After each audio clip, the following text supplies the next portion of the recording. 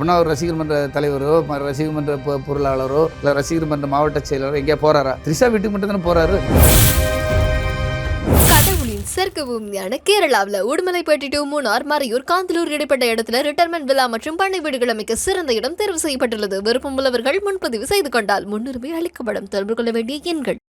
பொது வெளிக்கு வந்துட்டார் சார். ஒரு அரசியலுக்கு வந்த பிறகு அரசியல் தலைவர், தன் தலைவன் எப்படி இருக்கான்னு எல்லாரும் பார்ப்பாங்க சார். முன்மாதிரியா அவர் மனைவியை கூட இருக்காங்களா, ஒழுக்கமா இருக்காரா, அவர் ஒரு கோயிலுக்கு அவரை கூட்டிட்டு வராங்களா, ஒரு நிகழ்ச்சிக்கு அவங்கள கூட்டிட்டு வராங்களா, பிள்ளைகளை கூட்டிட்டு வராங்களா, பிள்ளைகள் என்ன செய்யுது, பையன் ஜேசன் சஞ்சய் என்ன பண்றான், திவ்யா சாசி என்ன பண்ணுது, அதை பார்ப்பான் சார். ஆனா குடும்பத்தோட அதுதான் சார் அந்த மனப்பக்குவம் யார் கொடுத்தா, எப்படி வந்தது. நம்ம ஒரு தலைவனாக போறோம்ங்கிறக்காவது அவங்க கூட சேர்ந்து அவங்களெல்லாம் கூட வச்சு அவர் வாழ வேண்டும். குடும்பத்தோட விஜயை பிரிச்சு தனியா கூட்டிட்டு வந்துட்டாங்களா இல்ல என்ன நடந்தது? அது முழுமையான அந்த இடத்துக்குள்ள போகல சார். எதுவாக இருந்தாலும் நான் என்ன சொல்றேன்னா, கடைசி வரை உங்கள் மனைவியோடும் உங்கள் குழந்தைகளோடும் நீங்க வந்து வாழ்ந்தால்தான் ஒரு தலைவனுக்குரிய அந்த கேப் விழுந்துச்சுல, அந்த கேப் ஏன் எதனால விழுந்துச்சுன்னு கேட்க.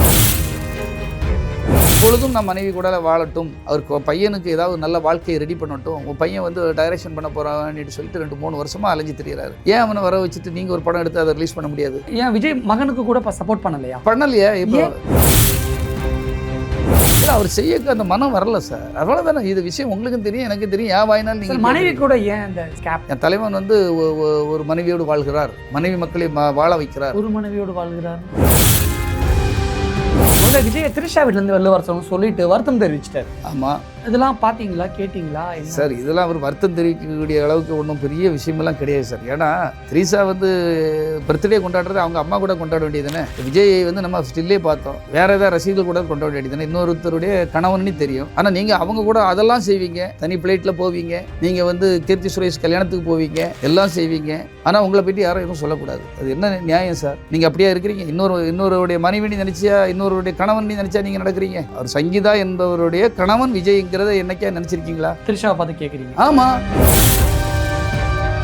இன்னொருடைய கணவன் என்று தெரிந்தப்புறம் அவங்க கூட ஏன் இவ்வளவுக்குள்ள நீங்க நெருங்கி பழகுறீங்க? இப்போ உங்களுக்கும் கல்ச்சர் இல்லையா? அது சொன்ன தப்பா? விஜய் த்ரிஷாவும் நிறைய படத்துல சேர்ந்து ஹீரோயினியா நடிச்சு அது நடிக்கட்டும். அந்த நட்பா அவங்க சேர்ந்து அது பர்த்டேக்கு நாயை நக்குற மாதிரி பண்றக்கூடிய அளவுக்கு நீங்க பர்த்டே பண்ற அளவுக்கு நீங்க கூப்பிட்டு வச்சு பேசுவீங்க.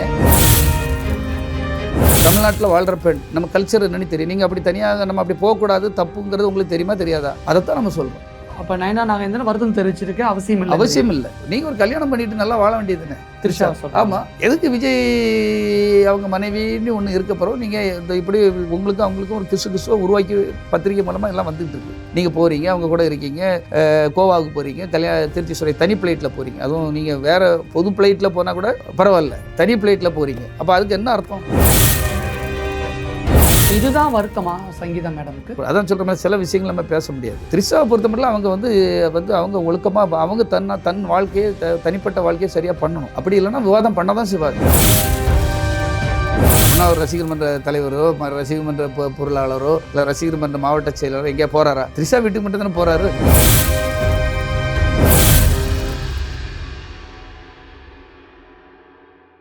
இந்த சேனலுக்கு உங்களது பங்களிப்பை செலுத்த விரும்பினால் சப்போர்ட் பண்ணுங்க. உங்களது சிறு உதவி எங்களுக்கு மிகப்பெரிய ஆதரவா இருக்கும். ஆனா விஜய் தனியாவே இருக்கிறாங்க, குடும்பத்தை பிரிஞ்செல்லாம் இருக்காங்கன்னு சொல்றாங்க. என்ன சார் நடக்குது? என்ன ஆச்சு? அதுவும் தவறு தான் சார். அதுவும் தவறு தான். குடும்ப விஷயத்துக்குள்ள போகக்கூடாதுன்னு இல்லை சார். அவங்க குடும்ப விஷயத்தை இன்னைக்கு அவர் பொது வெளிக்கு வந்துட்டார் சார். ஒரு அரசியலுக்கு வந்த பிறகு அரசியல் தலைவர், தன் தலைவன் எப்படி இருக்கான்னு எல்லாரும் பார்ப்பாங்க சார். முன்மாதிரியா அவர் மனைவியை கூட இருக்காங்களா, ஒழுக்கமா இருக்காரா, அவர் ஒரு கோயிலுக்கு அவரை கூட்டிட்டு வராங்களா, ஒரு நிகழ்ச்சிக்கு அவங்கள கூட்டிட்டு வராங்களா, பிள்ளைகளை கூட்டிட்டு வராங்களா, பிள்ளைகள் என்ன செய்யுது, பையன் ஜேசன் சஞ்சய் என்ன பண்றான், திவ்யா சாசி என்ன பண்ணுது, அதை பார்ப்பான் சார். பொண்ணு பேர் என்ன? திவ்யா சாசி. அப்போ எல்லாரும் என்ன செய்கிறாங்க, எப்படி இருக்காங்கன்னு எல்லாத்தையும் பார்க்க தான் செய்வாங்க. அப்போ அதுக்கு ஒரு முன்னுதாரணமாக தான் இருக்கணும். நீங்கள் இப்போ ரஜினி சார் சூப்பர் ஸ்டார் தானே, அவர் ஏன் அவர் மனைவி இன்றைக்கும் லதாவை கூட்டிகிட்டு வர்றாரு? விஜய் வந்து பெரிய நடிகர் தானே, அவர் ஏன் பிரேமலதாவை எங்கே பார்த்தாலும் கூட்டிகிட்டு வர்றாரு? சத்யராஜ் சார் அவங்க மனைவி இன்றைக்கும் கூட்டிகிட்டு வர்றாங்களா இல்லையா? பிரபு சார் புனிதவதியை கூட்டிகிட்டு வராங்களா இல்லையா? எம்ஜிஆர் தன்னுடைய மனைவி ஜானகி அம்மாவை கூட்டிகிட்டு வந்தாங்களா இல்லையா? கலைஞர் வந்து என்ன தான் இருந்தாலும் தயாள் அம்மாவை கூட்டிகிட்டு வந்தாங்களா இல்லையா? இது வந்து நம்மளுடைய கல்ச்சர் சார், எல்லாரும் பார்ப்பாங்க. ஆனால் விஜய் பண்ணல, அதான் உங்களுக்கும் தெரியும், எனக்கும் தெரியும், எல்லாருக்கும் தெரியும். அது என்ன ஏன் வாயினாலும் தெரியும், கேட்குறீங்க? அதை இல்லை, அப்பா கூட சண்டை, ரைட்டு, கூட இருந்தவங்க தப்பாக பேசிட்டாங்க. ஆனால் குடும்பத்தோட அதுதான் சார் அந்த மனப்பக்குவம் யார் கொடுத்தா, எப்படி வந்தது, இந்த சொசைட்டிக்காகவாவது நம்ம ஒரு தலைவனாக போகிறோங்கிறக்காவது அவங்க கூட சேர்ந்து அவங்களெல்லாம் கூட வச்சு அவர் வாழ வேண்டும். குடும்பத்தோட விஜயை பிரித்து தனியாக கூட்டிகிட்டு வந்துட்டாங்களா இல்லை என்ன இல்லை, நடந்தது? அது முழுமையான அந்த இடத்துக்குள்ளே போகல சார். எதுவாக இருந்தாலும் நான் என்ன சொல்கிறேன்னா, கடைசி வரை உங்கள் மனைவியோடும் உங்கள் குழந்தைகளோடும் நீங்கள் வந்து வாழ்ந்தால்தான் ஒரு தலைவனுக்குரிய அந்த அழகு. கேப் விழுந்துச்சுல, அந்த கேப் ஏன் எதனால விழுந்துச்சுன்னு கேட்குறேன். அது எனக்கு எப்படி தான் சரி, அது அவர்கிட்ட தான் கூட கேட்கணும். நான் கூட இருந்தனால எப்படி நான் சொல்ல முடியும்? நீங்கள் இந்த கேள்விகளை ஒரு நாளாக ப்ரெஸ் மீட் பண்ணி அவர்கிட்ட கேளுங்க. எங்க சார் வார்த்தைக்கு வார்த்தை குடும்பம் முக்கியம், பிள்ளைங்க முக்கியம், அதுதான் சார். இப்பவும் அதான் சொல்றேன் சார். இப்போ கூட நான் என்ன சொல்றேன், அது சொன்னதுனால தான் விஜய் சார் என்னாச்சு, ஏன் குடும்பமா இல்லை அப்படின்னு கேட்க வரேன் சார். இப்பவும் அந்த குடும்பத்து மேலே ஒரு மரியாதை இருக்குது. எனக்கு அவங்க குடும்பம் நல்லா இருக்குன்னு தான் நான் நினைக்கிறேன். என்ன வந்து நான் வந்து தவிக்கப்பட்டேன் பாதிக்கப்பட்டேங்கிறதுக்காக ஒரு கட்சியில் சேர்ந்திருக்கேன். நான் என்னுடைய கொள்கைகள் என் கட்சி தலைவருக்காக நான் பேசுவேன், கட்சிக்காக பேசுவேன், அது வேறு. அதனால் அவர் வந்து இப்பொழுதும் நான் மனைவி கூட வாழட்டும், அவருக்கு பையனுக்கு ஏதாவது நல்ல வாழ்க்கையை ரெடி பண்ணட்டும், உன் பையன் வந்து டைரக்ஷன் பண்ண போகிறான்னு சொல்லிட்டு 2-3 வருஷமாக அலைஞ்சு திரியிறாரு. ஏன் அவனை வர வச்சுட்டு நீங்கள் ஒரு படம் எடுத்து அதை ரிலீஸ் பண்ண முடியாது? ஏன் விஜய் மகனுக்கு கூட சப்போர்ட் பண்ணலையா? பண்ணலையா? இப்போ அதை எல்லாமே நீங்கள் என்கிட்டயே கேள்வி கேட்டுட்டு இருக்கீங்க. உங்களுக்கு கூட நீங்கள் கூட இருந்த மேனேஜர் சார், மேனேஜர்னா எல்லாத்தையும் என்கிட்ட சொல்லுவார், எல்லாமே தெரிஞ்சிருக்கும் உங்களுக்கு. இல்லை, அவர் செய்யக்க அந்த மனம் வரல சார். அவ்வளோதானே. இது விஷயம் உங்களுக்கும் தெரியும், எனக்கு தெரியும். ஏன் வாயினால் நீங்கள் மனைவி கூட ஏன் அந்த கேப்? அதான் சார், அது நம்ம சொல்ல முடியாது. அது ஒய்ஃபு அவங்க ஏன் அவங்க சேர்ந்து வாழணும், சேர்ந்து வரணும், எங்கே இருக்காங்க என்னன்னு நமக்கு தெரியாது. ஆனால் அவங்க சேர்ந்து தான் இருந்தால் தான் ஒரு தலைவராக உன்னை போற்றுவார்கள், எல்லா இடத்துலையும் உங்களுக்கு நல்ல ஒரு மரியாதை கிடைக்கும், மக்கள் உங்களை முன்மாதிரியாக நினைக்கணும். என் தலைவன் வந்து ஒரு மனைவியோடு வாழ்கிறார், மனைவி மக்களை வாழ வைக்கிறார். ஒரு மனைவியோடு வாழ்கிறார்னா இல்லை, மனைவியோடு வாழ்ந்து கொண்டிருக்கிறாருங்கிறது. இதெல்லாம் நீங்கள் வந்து ஒரு ஃபங்க்ஷனுக்கு கூட்டிகிட்டு வரதில் தான் அவங்க புரிஞ்சுக்கிடுவாங்க. இப்போ எப்படி விஜயகாந்த் கூட்டிகிட்டு வரார் இல்லையா சார், நான் இப்பவும் ரஜினிகாந்த் கூட்டிகிட்டு வரார் இல்லையா, லதா மாதிரி, அந்த மாதிரி நீங்கள் பண்ணணுங்கிறது என்னுடைய வேண்டுகோள். ஆனால் சமீபத்தில் நயனா நாகேந்திரன் பேசும்பொழுது முதல்ல விஜய் திரிஷா வீட்டிலேருந்து வெளில வர சொல்லிட்டு வருத்தம் தெரிவிச்சிட்டார்.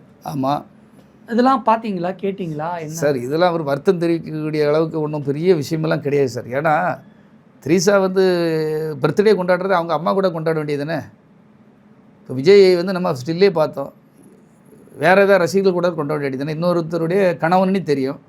ஆனால் நீங்கள் அவங்க கூட அதெல்லாம் செய்வீங்க, தனி ஃப்ளைட்டில் போவீங்க, நீங்கள் வந்து கீர்த்தி சுரேஷ் கல்யாணத்துக்கு போவீங்க, எல்லாம் செய்வீங்க. ஆனால் உங்களை பற்றி யாரும் எதுவும் சொல்லக்கூடாது. அது என்ன நியாயம் சார்? நீங்கள் அப்படியே இருக்கிறீங்க. இன்னொருடைய மனைவினி நினச்சியா, இன்னொருடைய கணவன் நினச்சா நீங்கள் நடக்கிறீங்க. அவர் சங்கீதா என்பவருடைய கணவன் விஜய்ங்கிறத என்னைக்கா நினச்சிருக்கீங்களா? திரிஷாவை பார்த்து கேட்குறீங்க? ஆமாம், நீங்கள் நடக்கணும் இல்லையா அப்படி? ஆனால் உங்களை பற்றி யாராவது சொன்னால் நீங்கள் பெரிய லாயர் வச்சு அதை வச்சு இதை வச்சு நீங்கள் மிரட்டுவீங்க. நான் என்ன சொல்கிறேன்னா, நீங்கள் ஒழுக்கமாக நடந்து கொள்ளுங்க. முதல்ல நீங்கள் ஒழுக்கமாக நடக்கணும். ஒரு இன்னொருவருடைய கணவன் என்று தெரிந்தப்புறம் அவங்க கூட ஏன் இவ்வளவுக்குள்ளே நீங்கள் நெருங்கி பழகுறீங்க? அப்போ உங்களுக்கும் கல்ச்சர் இல்லை இல்லையா? அது சொன்ன தப்பா? அப்போ நயனா நாகேந்திரன் பேசுனா சரி அப்படிங்கிறீங்க? நான் சரின்னு வாதம் பண்ணல, பொதுவாக வந்து உங்களை சொல்ல தான் செய்வாங்கன்னு சொல்கிறேன். விஜய் திரிஷாவும் நிறைய படத்தில் சேர்ந்து ஹீரோயினியாக நடிச்சு, அது நடிக்கட்டும். அந்த நட்பா அவங்க சேர்ந்து அது பர்த்டேக்கு நாயை நக்கிற மாதிரி பண்ணுறக்கூடிய அளவுக்கு நீங்கள் பர்த்டே பண்ணுற அளவுக்கு நீங்கள் கூப்பிட்டு வச்சு பேசுவீங்க. ஆனால் அவங்க மனைவின்னு ஒருத்தர் இருக்காங்க, அந்த மனைவி கூட அவங்க வாழக்கூடியவங்க நம்ம கூப்பிடுறது. இப்போ நம்ம மேலே கிசு இருக்குது, நம்ம மேலே பப்ளிக்கில் இப்படி ஒரு பேர் இருக்குது, நம்ம அப்படி போகக்கூடாது, நம்ம ஒழுக்கமாக இருக்கணும்னு நீங்கள் நினைக்கணும். நீங்கள் ஒரு பெண், ஒரு தமிழ்நாட்டில் வாழ்கிற பெண், நம்ம கல்ச்சர் என்னன்னு தெரியும். நீங்கள் அப்படி தனியாக நம்ம அப்படி போகக்கூடாது, தப்புங்கிறது உங்களுக்கு தெரியுமா தெரியாதா? அதைத்தான் நம்ம சொல்கிறோம். அப்போ நயனா நாகேந்திரன் வருத்தம் தெரிவிச்சிருக்கு, அவசியம் இல்லை. ஆனால் நிறைய பெண்கள்லாம் கண்டனம் தெரிவித்தாங்க. கண்டனம் சும்மா பப்ளிசிட்டிக்கு எல்லாருமே பண்ணுவாங்க சார், அது வேறு விஷயம் சார். ஆனால் வந்து நீங்கள் முதல்ல நான் வந்து நீங்கள் ஒரு கல்யாணம் பண்ணிவிட்டு நல்லா வாழ வேண்டியதுன்னு திரிஷா சொல்கிறேன். ஆமாம், எதுக்கு விஜய் அவங்க மனைவின்னு ஒன்று இருக்க போகிறோம்? நீங்கள் இந்த இப்படி உங்களுக்கும் அவங்களுக்கும் ஒரு கிசுவாக உருவாக்கி பத்திரிகை மூலமாக எல்லாம் வந்துகிட்ருக்கு. நீங்கள் போகிறீங்க, அவங்க கூட இருக்கீங்க, கோவாவுக்கு போகிறீங்க, கீர்த்தி சுரேஷ் தனி ஃப்ளைட்டில் போகிறீங்க. அதுவும் நீங்கள் வேறு பொது ஃப்ளைட்டில் போனால் கூட பரவாயில்ல, தனி ஃப்ளைட்டில் போகிறீங்க. அப்போ அதுக்கு என்ன அர்த்தம்? எல்லோரும் பார்ப்பாங்கள்ல சார். அப்போ நீங்கள் முதல்ல ஒழுக்கமாக நடக்கணும். இந்த சமுதாயம், தமிழ் கல்ச்சர் உங்களை பார்த்து கற்றுக்கணும். இப்போ இதுதான் வருத்தமா சங்கீதா மேடமுக்கு? அது தெரியல சார், நம்ம அதை பற்றி அது அவங்க அதான் சொல்கிற மாதிரி சில விஷயங்கள் நம்ம பேச முடியாது. திரிஷாவை பொறுத்த மட்டும் அவங்க வந்து அவங்க ஒழுக்கமாக அவங்க தன் வாழ்க்கையை தனிப்பட்ட வாழ்க்கையை சரியாக பண்ணணும். அப்படி இல்லைன்னா விவாதம் பண்ண தான் செய்வாங்க. ஒருவேளை பத்திரிகையில் த்ரிஷா விஜயை பற்றி கிசுகிசு வருது அப்படி இருக்கும்பொழுது த்ரிஷா அப்படி நடந்திருக்கணும் அப்படின்னு நீங்கள் சொல்கிறீங்களே, ஒருவேளை அதெல்லாம் உண்மையாக இருக்கிற பட்சத்தில் விஜய் த்ரிஷாவும் சேர்ந்தே நடிக்காமல் கூட அதெல்லாம் இருந்திருப்பாங்க. அப்போ அந்த கிசுகிசு பற்றி அவங்க கவலைப்படல, அல்லது கிசுகிசு பொய்ங்கிறத நிரூபிக்கிற வகையில் தானே 2 பேரும் ஜோடி சேர்ந்து நடிக்கிறாங்க. அப்போ எல்லாரும் சொல்ல தானே செய்வாங்க. சொல்கிறதுல என்ன தப்பு இருக்குது? நீங்கள் ஒரு பொது ஃபிகர் சார். சாதாரண குப்பன் சுப்பன் அண்ணாமாள் மகேஸ்வரி ஈஸ்வரின்னா யாரும் சொல்ல மாட்டாங்க. த்ரிஷாங்கிற ஒரு பெரிய நடிகை, விஜய்ங்கிற ஒரு ஆளுமை பெரிய நடிகர். அப்போ நீங்கள் 2 பேரும் அவங்க வந்து ஒரு கணவன் அவருக்கு இல்லை, அவங்க கல்யாணம் கட்டலை, இவங்க வந்து மனைவி இருந்தும் இவங்க 2 பேரும் ஒன்றா சேர்ந்து போகிறாங்கன்னா அதை பற்றி பேசுவாங்களா பேச மாட்டாங்களா? பொது மேடைகளில் பொது விவாதங்களில். ஆனால் சினிமாவில் பார்க்காத வராத கிசுகிசுவா அப்படி இல்லை சார். நீங்கள் நான் ஒரு தமிழ்நாட்டுக்கு முன்னுதாரணமாக இருக்க போகிறீங்க. தமிழ்நாட்டை நான் முதன்மை ஆளாக இருந்து ஆள போகிறேங்கிறீங்க. ஒன்றை பார்த்து மற்ற மக்களும் வாழணும். உங்களை ஒரு ரோல் மாடலாக நினச்சிக்கிடணும். நீங்கள் அப்பாவுக்கு தப்பு பண்ணுவீங்க, அம்மாவுக்கு தப்பு பண்ணுவீங்க, கூட இருக்கவங்களுக்கு தப்பு பண்ணுவீங்க, செய்வீங்க. அப்போ நீங்கள் தப்பு பண்ணால் எல்லோரும் மன்னிச்சிருவாங்களா? தப்பு தானே சார் யார் பண்ணாலும். அதனால் நீங்கள் முன்னுதாரணமாக ரோல் மாடலாக இருக்கணுங்கிறது என்னுடைய வேண்டுகோள். இப்போ விஜய் த்ரிஷா கிசுகிசு பத்திரிக்கையில் வர மாதிரி நீங்கள் சொல்கிற மாதிரி ஓகே, எப்போயாவது நியூஸ் வருது ஓகே. ஆனால் விஜய் அரசியலுக்கு வந்த பிறகு, சினிமாவில் நடிக்கிறது வரைக்கும் வேறு, விஜய் அரசியலுக்குள்ளே வந்த பிறகு தன்னை பற்றின நெகட்டிவிட்டி எதாவது இருந்துச்சுன்னா அதெல்லாம் சரி பண்ண தானே விஜய் முயற்சிப்பார். அப்படி இருந்தும் நயனா நாகேந்திரன் பிஜேபியோட தமிழ் மாநில தலைவர் பேசுகிற அளவுக்கு விஜய் நடந்துக்கிறாராங்கிற ஒரு கேள்வியும் ஒரு பக்கத்தில். அதான் சார் விஜய் சரி எல்லாரும் தான் விஜய் வந்து அவர்கிட்ட இருந்து ஒதுங்கி வரட்டுன்னு சொன்னார்ல. முதல்ல விஜய் ஒரு எதிர்ப்பு தெரிவித்தாரா? இதுக்குமே விஜய் பேச மாட்டார். ஜனநாயகன் படத்துக்கு கூட விஜய் எதிர்ப்பு தெரிவிக்கல. அதான் சார் இப்போ எதிர்ப்பு தெரியாது. ஒரு நியாயமான விஷயத்தை கேட்கணும் சார். ஒரு மாணவர்கள் பசியாக இருக்காங்கன்னா அந்த பசியாற்றுக்கு அவர் இறங்கி வேலை பார்க்கணும் சார். நீங்கள் இப்போ பல முறை சொல்லிட்டேன், நீங்கள் ஒரு பெரிய வெள்ளப்பெருக்கு இருந்தது, அதுக்கு இறங்கி வந்து வேலை பார்க்கல. சென்னை ஃப்ளட்டுக்கு சொல்கிறேன். அதேமாதிரி கொரோனா டைம் நீங்கள் எடுத்து வந்து வேலை பார்க்கல. பெரிய ஒரு பூகம்பம் வந்தது, அதுக்கு நீங்கள் எதுவும் வேலை பார்க்கல. இந்த நாட்டில் எவ்வளோ பிரச்சனைகள்லாம் வரும், என்றைக்குமே நீங்கள் வெளியே வரமாட்டீங்க. வெளியே சொன்னதும் கிடையாது, எதுவும் செய்தது கிடையாது. அப்படி இருக்க பட்சத்தில் இனி ஒரே நாளையில் உச்சியிலேருந்து குதிச்சு வந்து பண்ணிட போகிறீங்களா? 50 வயசுக்கு பிறகு உங்கள் இளமை பருவத்தெல்லாம் செய்யணும். ஆனால் நான் வந்து செய்திருவேன் பண்ணிடுவேன். அதுக்கே வீட்டை விட்டு வெளியில் வரல, அதுக்கே அவர் வாய்ஸ் கொடுக்கல. அப்புறம் எப்படி நயனா நாகேந்திரன் பிரச்சனைக்கு, அதாவது விஜய் த்ரிஷா அந்த பிரச்சனைக்கு எப்படி விஜய் எதிர்ப்பு தெரிவிச்சிருப்பாரு? பிஜேபிக்கு எதிராக, நயனா நாகேந்திரனுக்கு எதிராக எப்படி வாய்ஸ் கொடுத்துருப்பாரு அப்படின்னு கேட்குறீங்களா? நீங்கள் விஜய் வந்து ஒரு பெண்ணுக்கு எதிராக பேசுகிற மாதிரி நினச்சி எப்படி பேசியிருக்கலாமே. விஜய் நீங்களும் உங்களை வந்து கிசுக்கு விட்டுருங்க. ஒரு பெண்ணை பேசிட்டாருன்னு நினச்சி நீங்கள் கேள்வி கேட்டிருக்கலாமே. விஜய் கண்டிப்பாக கேட்டிருக்கலாமே. த்ரிஷா ஒரு பெண் தானே. நான் எதுக்கு த்ரிஷாவை சொல்லணும்னா, த்ரிஷா விஜய்க்கு திருமணம் ஆகுனனால நீங்கள் ஏன் அவங்க கூட இப்படி இவ்வளவு இதுவாக போகிறீங்கன்னு கேட்குறேன். நீங்கள் ஒதுங்கி இருக்கலாம்ல. அதுதான் நம்ம சொல்கிறோம். அவங்களுக்கு அவருக்கு ஒரு வாழ்க்கை இருக்கிறதுனால, அவருக்கு ஒரு மனைவி இருக்காங்க, பிள்ளைகள் இருக்கிறதுனால நீங்கள் தான் ஒதுங்கி இருக்கணும். நம்ம அதைத்தான் சொல்கிறேன். இதில் நீங்கள் நல்லா புரிஞ்சுக்கணும். நான் வந்து தப்பாக சொல்லலை. அதனால தான் அவங்க பேசுகிறாங்க. ஒருவேளை பத்திரிகைகள் எப்பயோ சொல்லக்கூடிய அந்த கிசஸ் உண்மையாக இருக்கிற பட்சத்தில் த்ரிஷா வேறு எந்த ஹீரோ கூடயும் படத்தில் கமிட் ஆகி ஹீரோயின் நடிச்சிருக்க மாட்டாங்களே. அப்போ மற்ற ஹீரோ கூட த்ரிஷா நடிக்கிறாங்கன்னா இது வெறும் கிசு தான், இது வதந்தி தான், இது உண்மை கிடையாது, நயனா நாகேந்திரன் சொல்கிறது பொய்ங்கிற மாதிரி நிரூபணம் ஆயிடுதுல்ல சார். பொய்யா கூட இருக்கட்டும் சார். ஆனால் நீங்கள் இதுலேருந்து அவாய்ட் பண்ணி நடங்கன்னு தான் நம்ம சொல்கிறோம். மக்கள் 2 பேரையும் அட்வைஸ் பண்ணுறீங்க. ஆமாம், மக்கள் வந்து உங்களை எப்படி பார்க்குறாங்க. ஒரே ஃப்ளைட்டில் போகிறீங்க, நான் பர்த்டே வந்தோன்னே அங்கே போகிறீங்க. நீங்கள் எல்லார் வீட்டுக்குமா பர்த்டே போகிறார் விஜய் அப்படின்னா, ஒரு ரசிகர் மன்ற தலைவரோ ரசிகர் மன்ற பொருளாளரோ இல்லை ரசிகர் மன்ற மாவட்ட செயலரோ எங்கேயா போகிறாரா? த்ரிஷா வீட்டுக்கு மட்டும் தானே போகிறாரு. கீர்த்தி சுரேஷ் கல்யாணத்துக்கு மட்டும் தானே போகிறாரு. ஒரு குப்பை சுப்பை அவர் கூட இவ்வளோ நாள் ஒழுக்கமாக வாழ்க்கையை வாழ்ந்தால் ஒழுக்கமாக வேலை பார்த்தவங்க யார் வீட்டுக்காக போகிறாரா? ஒரு பெரிய பணக்காரர்னா அவர் வீட்டுக்கு போகிறாரு. இந்த ஜிகே இப்போ யார் அங்கே ஒருத்தர் ஜெகன்மோகன் ரெட்டி வீட்டு கல்யாணத்துக்கு போகிறாரு. ஒரு பெரிய ஜேபிஆர் வீட்டு கல்யாணம்னா அப்பி பிடிக்கிறாரு. ஆதவ அர்ஜுனன்னா அப்பி பிடிக்கிறாரு. அப்போ உங்கள் சிந்தனையெல்லாம் பணக்காரர்கள் சார்ந்து, ஒரு அதிகார வர்க்கத்தை சார்ந்து, ஒரு கவர்ச்சியை சார்ந்து போகிறது மாதிரி தானே நம்ம நினைப்போம். எம்ஜிஆர் அப்படி இல்லை சார். சாதாரண ஒரு வேலைக்காரனாக இருந்தாலும் அந்த வேலைக்காரன் பாருங்கள், அவன் வீட்டில் சமையல்காரனுக்கு அம்மா மிஸ்ஸுன்னு வச்சு அவனை ஓனராக்கி அழகு பார்த்தவர் வசிப்பார்.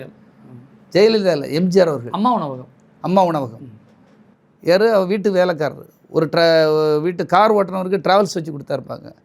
அடியாள் மாதிரி வந்துக்கிட்டு இருந்த நம்ம ஜேபிஆருக்கு காலேஜுகள் கல்லூரிகள் வச்சு அழகு பார்க்குற அளவுக்கு இன்றைக்கி அத்தனை கல்லூரிகள். ஆரம் வீரப்பனாக இருக்கட்டும், பண்ருட்டியாராக இருக்கட்டும், கூட இருந்தவங்க அவ்வளோ சாதாரண வேலை பார்த்தவங்க.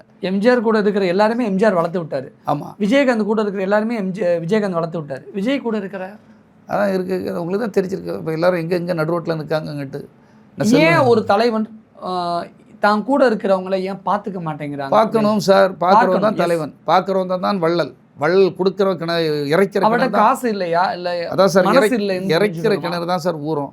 நீங்கள் என்ன, நான் பார்க்காத பணமானி அவரே தானே மேடையில் சொல்லியிருக்காரு. நம்ம பார்க்காத பணமா சார் அப்படின்னு அவர் தானே மேடையில் சொல்ல. பணம் தான் உங்களுக்கு நிறைய வந்துருக்கு. 200 கோடி வாங்குறீங்கன்னு தானே நான் சொல்கிறீங்க. 200 கோடியில் ஒரு 5 கோடி செலவு பண்ண முடியாதா? பண்ணுங்க சார். சார் இந்த விஷயத்தில் அஜித் விசஸ் விஜய் ஒப்பிட்டு சொல்லுங்க பார்ப்போம்.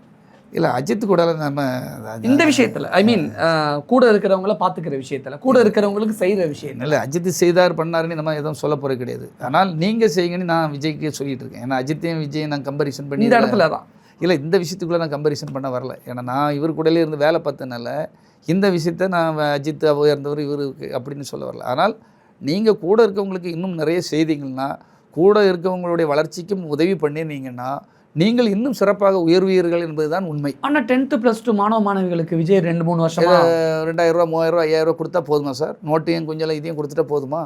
நான் சொன்னது ஒரு வாழ்க்கைக்கு என்ன சூர்யா பண்ணுறாரு பாருங்கள், பலருடைய வாழ்க்கைக்கு கிட்டத்தட்ட எனக்கு கேள்விப்பட்ட பிறகு 800 டாக்டர்களை உருவாக்கியிருக்காரு. நான் பார்த்தீங்கன்னா சைதை துரைசாமி கிட்டத்தட்ட அவ்வளோ ஐஏஎஸ்களை உருவாக்கியிருக்காரு. பணம் கொடுக்குறாரு, அவங்க வாழ்க்கைக்கு அவ்வளோ செய்கிறார். சும்மா நம்ம ஒரு பப்ளிசிட்டிக்காக எல்லா டீமும் வா, எல்லா ப்ரெஸ்ஸும் வா, எல்லாம் இதுவும் வா, நான் நோட்டு கொடுக்குறேன், கொஞ்சம் புக்கு கொடுக்க, அவங்க செலவழிச்சிட்டு வர ரூபாய்க்கு அது காணாது. இது ஒரு இதுவே கிடையாது சார். கிட்டத்தட்ட ஒரு 1 கோடி ரூபாய்க்கு நீங்கள் எல்லாத்துக்கும் உதவி பண்ணிக்கிட்டு கிட்டத்தட்ட ஒரு 100 கோடி ரூபாய்க்கு பப்ளிசிட்டி தேடிக்கிட்டு அது. ஏன் அதை பப்ளிசிட்டி பண்ணாமல் ஏன் கொடுக்கக்கூடாது கேட்குறேன்.